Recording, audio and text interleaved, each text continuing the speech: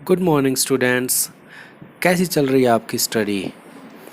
कल हमने फिज़िक्स में करंट इलेक्ट्रिसिटी चैप्टर स्टार्ट किया था। उसके अंदर हमने करंट कैरियर्स की बात की थी, इलेक्ट्रोमोटिव फोर्स की बात की थी जिसे हम ईएमएफ कहते हैं, और हमने इलेक्ट्रिक करंट की डेफिनेशन की थी। आज उससे आगे करते हैं।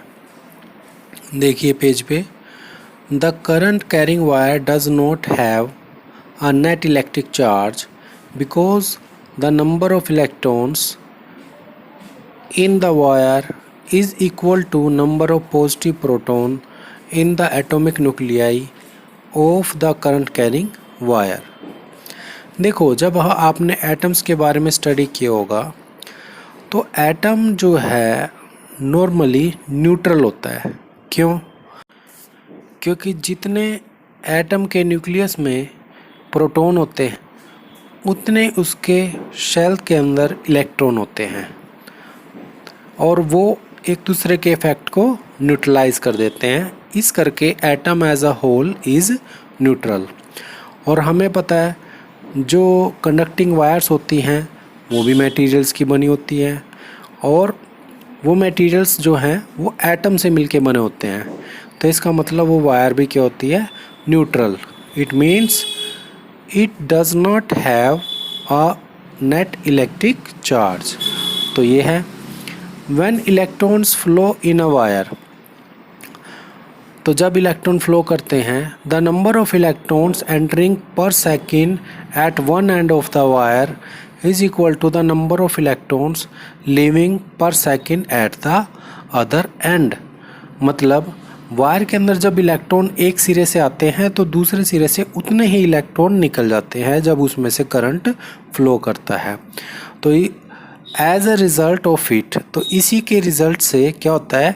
The net charge of the wire is normally zero at every moment. तो नेट चार्ज हमेशा ज़ीरो ही रहता है। Total current in a circuit is equal to the sum of current due to motion of all charge carriers. तो ये भी normal सी बात है कि सम किसके इक्वल होगा? जितना हर चार्ज कैरियर का करंट होगा उसका अगर टोटल कर दिया जाए तो उसका सर्किट का करंट निकल जाता है। In a circuit if n1 number of electrons moving from B to A. मान लो कोई सर्किट है, वहाँ पे n1 number of electron move कर रहे हैं बी से लेके ए के बीच में through a conductor, and n2 number of protons move from A to B per second through the same conductor। If E is the charge of electron or proton, then electric current तो कितना होएगा? देखो, electron और proton की वजह से current flow करता है। इलेक्ट्रॉन पॉजिटिव एंड की तरफ मूव करते हैं और प्रोटॉन नेगेटिव एंड की तरफ। तो टोटल करंट क्या बनेगा? I is equal to N1E plus N2E is equal to N1 plus N2, और इसमें से E कॉमन आ जाता है, और E क्या है? Charge on an electron. ये है, प्रोटॉन पे भी इतना ही चार्ज होता है लेकिन प्रोटॉन पे पॉजिटिव होता है। तो इसको कॉमनली मैग्नीट्यूड अगर सिर्फ देखते हैं तो ये E ही मान लिया जाता है दोनों का। तो ये हमारे पास करंट निकल जाता है। ठीक है। नेक्स्ट टॉपिक है डायरेक्शन ऑफ करंट। करंट की डायरेक्शन। अच्छा, जब भी किसी वायर के सिरों पे हम पोटेंशियल डिफरेंस अप्लाई करते हैं, मान लो तो एक पॉजिटिव है सिरा, उसका एक नेगेटिव है, तो करंट की डायरेक्शन क्या होगी? क्या आप बता सकते हो? ठीक है, चलो देखिए, आइए हम टॉपिक में देखते हैं। As is known current carriers in conductors such as metals are valence electrons. कि कंडक्टर के अंदर जो करंट कैरियर्स होते हैं वो इलेक्ट्रॉन्स होते हैं which carry negative charge. When a source of potential difference such as a cell is connected to a conductor, जब सेल कनेक्ट कर दिया जाता है किसी कंडक्टर ए बी पे, जैसा कि फिगर में दिखाई दे रहा है, कंडक्टर को हमने ए बी का नाम दिया है, ये वायर का एक टुकड़ा है। ठीक है।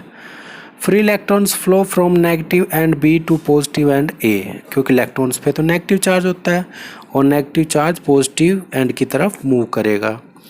दे are set to form electronic current which is along B A. तो करंट की डायरेक्शन, इलेक्ट्रॉनिक करंट की डायरेक्शन क्या बन जाती है, B to A। तो इसे इलेक्ट्रॉनिक करंट कहते हैं। From lower potential to higher potential. However, लेकिन हम नॉर्मली अगर लाइफ के अंदर देखें, water flow from higher level to lower level and heat flow from a body at higher temperature to another at lower temperature and so on.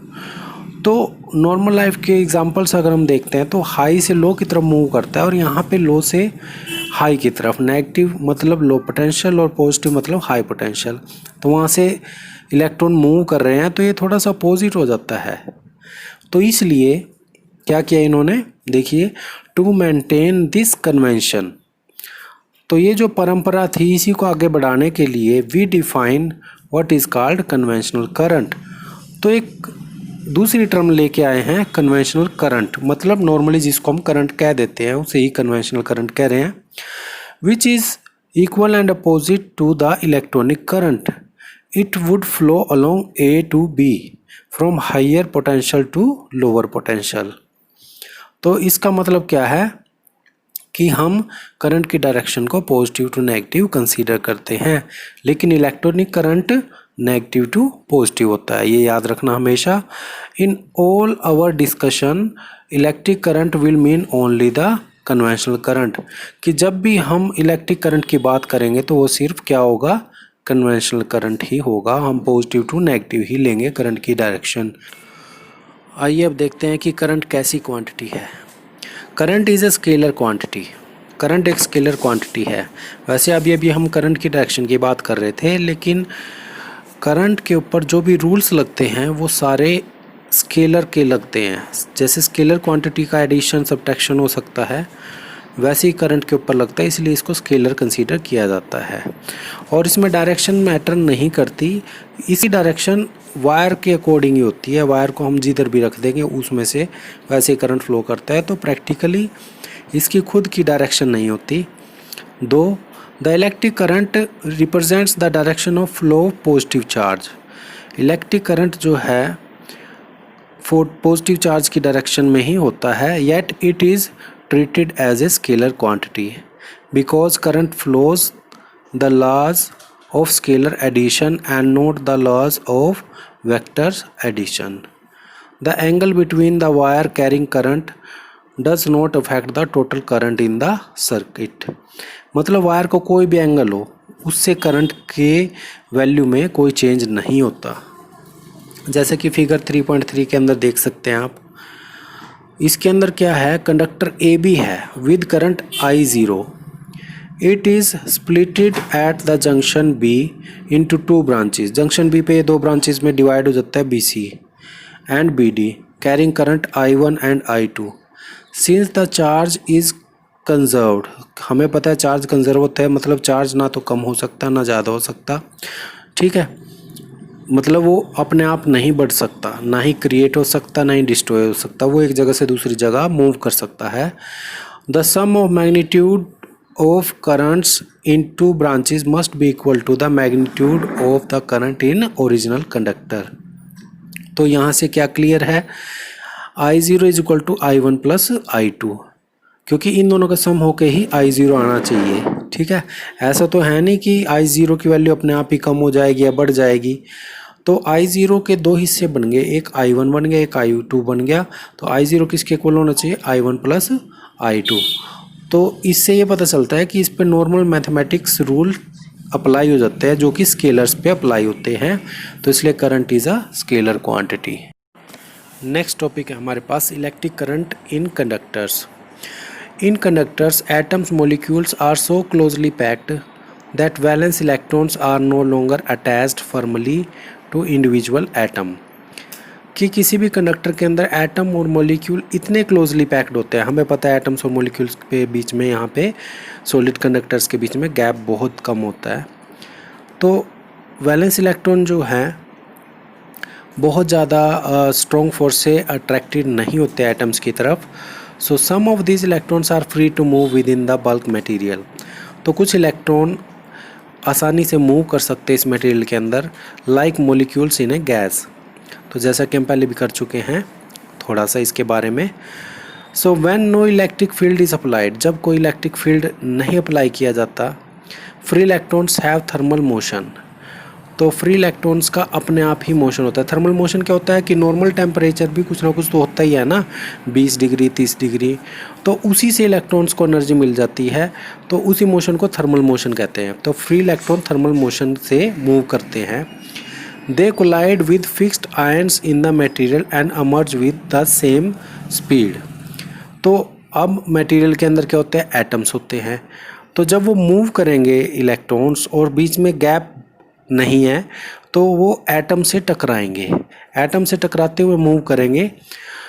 However the direction of electron velocities after collision is completely random. तो random velocity होती है। Random का मतलब क्या होता है, इधर उधर जिग जैग मोशन, जैसे कि गैस का पार्टिकल मूव करता है। As the average thermal random velocity of electron is 0। तो इस वजह से सभी इलेक्ट्रॉन्स की अगर एवरेज वेलोसिटी निकाली जाए तो वो 0 ही निकलेगी, क्योंकि वो वहीं आसपास ही टकराते रहते हैं। Therefore there is no current, तो इस वजह से करंट नहीं होता। लेकिन दूसरा फिगर में देखिए, ए और बी है, दो डिस्क हैं, इनके ऊपर चार्ज है, ए के ऊपर माइनस क्यू चार्ज है, बी के ऊपर प्लस क्यू चार्ज है। तो बीच में क्या होगा, इलेक्ट्रिक फील्ड डेवलप हो जाएगा कंडक्टर के दोनों सिरों के बीच में। तो इलेक्ट्रॉन किस तरफ मूव करेंगे, पॉजिटिव एन की तरफ मूव करेंगे, और इस वजह से इसमें स्टडी इलेक्ट्रिक करंट फ्लो करना स्टार्ट कर देगा। तो यही electric current in a conductor है। तो जब हम पोटेंशियल डिफरेंस अप करते हैं तभी करंट फ्लो करेगा। नेक्स्ट टॉपिक आता है हमारे पास ड्रिफ्ट वेलोसिटी, काफ़ी इंपॉर्टेंट टॉपिक है। देखिए इसमें क्या है, a metal conductor contains a large number of free electrons और कंडक्शन इलेक्ट्रॉन। किसी मेटल कंडक्टर में ढेर सारे इलेक्ट्रॉन होते हैं, whose number density is about 10⁻29 per metre cube. मतलब एक घन मीटर में 10⁻29 इतने इलेक्ट्रॉन होते हैं। Eight room temperature these electrons move at random with in the body of the conductor like the molecules of A gas. कि normal temperature पे, room temperature क्या होता है, नॉर्मल, इसे हम 20 डिग्री मानते हैं एवरेज रूम टेम्परेचर, ठीक है। वैसे कम ज़्यादा होता रहता है, गर्मियों में ज़्यादा हो जाता है, सर्दियों में कम। तो रूम टेम्परेचर पे जो इलेक्ट्रॉन्स होते हैं इधर उधर मूव करते रहते हैं, जैसे कि गैसेस के पार्टिकल होते हैं। तो उस time the average thermal speed of free electron in random motion at room temperature is of order of 10⁵ metre per second. तो नॉर्मली जब ये रैंडम मोशन में होता है तो इनकी एवरेज वेलोसिटी होती है 10⁵ metre per second. The direction of motion of these free electrons are so randomly distributed that the average thermal velocity of these electrons is 0। तो इतना रैंडम होता है, जिग-जैग मोशन होता है इनका कंडक्टर के अंदर रूम टेम्परेचर पे, तो इनकी जो थर्मल वेलोसिटी है उसका एवरेज निकाल ले तो वो 0 ही निकलता है। If U1, U2, U3 and UN are random thermal velocities of n free electrons in the metal conductor, then the average thermal velocity of electron is U1 plus U2 plus U3 plus UN upon में n, और ये 0 के equal होता है, ठीक है। क्योंकि जो ऊपर U1 plus U2 plus U3 plus UN ये है, इसका एवरेज निकाल लेंगे तो वो 0 ही आएगा। वेक्टर क्वांटिटी है ना, ये कोई चीज़ अगर घूम के अपनी प्लेस पे आ जाती है वेक्टर्स के अंदर तो उसका जो डिस्प्लेसमेंट होती है वो 0 होती है, इस करके इसकी वैल्यू 0 आ गई। और एवरेज का फार्मूला आपको पता ही होगा, सम अपॉन में टोटल नंबर ऑफ ऑब्जर्वेशन, ठीक है, ये होता है। तो ये हमारे पास 0 हो जाती है इसकी drift. As a result there will be no net flow of electrons, तो और charge in one particular direction in a metal conductor, hence no current. तो इस वजह से वहाँ पे नेट फ्लो ऑफ इलेक्ट्रॉन नहीं है, तो इस वजह से करंट भी नहीं होगा। आगे इसमें when some potential difference is applied across the two ends of conductor, say a copper wire, an electric field is set up inside the conductor. तो मान लो हम पोटेंशियल डिफरेंस अप्लाई करते हैं। पोटेंशियल डिफरेंस अप्लाई करने का मतलब क्या है कि दो वायर से कनेक्ट कर दिया, तो और हमने कॉपर वायर ली हुई है यहाँ पे, तो N electric field setup inside the conductor, conductor में इलेक्ट्रिक फील्ड सेट हो जाएगा, मतलब एक सिरा पॉजिटिव हो गया एक नेगेटिव, तो बीच में इलेक्ट्रिक फील्ड सेट हो जाता है। तो फ्री इलेक्ट्रॉन क्या करेंगे, ये पॉजिटिव एंड की तरफ मूव करना शुरू कर देंगे। The free electron in the conductor experience a force in a direction opposite to that of electric field and are accelerated from negative end to positive end of the conductor on their way. तो जब electron move कर रहे हैं positive end की तरफ, तो उनके रास्ते में क्या होगा, the accelerated free electrons suffer frequent collisions against the copper ions और एटम्स। तो इनका कोलिजन होगा, मतलब टक्कर लगेगी इनकी, क्योंकि मेटल किससे बनी हुई है, एटम से। तो ढेर सारे एटम्स हैं उसके अंदर, तो जब भी इलेक्ट्रॉन एटम के आउटर मोस्ट शेल में से निकलेगा, साथ में दूसरा एटम भी होगा, उससे भी टकराएगा वो, आगे तीसरा चौथा, ऐसे इस तरह से वो लगातार क्या होता रहेगा, उसका कोलिजन्स होते रहेंगे, टकराता रहेगा एटम से। और ये आयंस क्या है, मतलब किसी एटम में से अगर एक इलेक्ट्रॉन निकल जाता है तो वो क्या बन जाता है, आयन, आयनाइज हो जाता है ना। तो एटम्स और आयंस, इनसे वो टकराते हुए मूव करेगा। Lose their gained kinetic energy, जिससे कि उनकी काइनेटिक एनर्जी क्या हो जाएगी, कम हो जाएगी।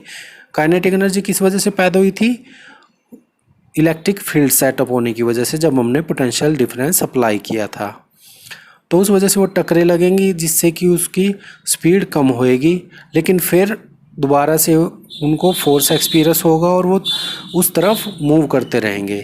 Again get accelerated due to electric field and lose the gained kinetic energy in the next collision and so on. तो इस तरह से ये चलता रहेगा प्रोसेस, वो फिर पॉजिटिव की तरफ भागेगा, फिर टक्कर लगेगी, फिर पॉजिटिव की तरफ।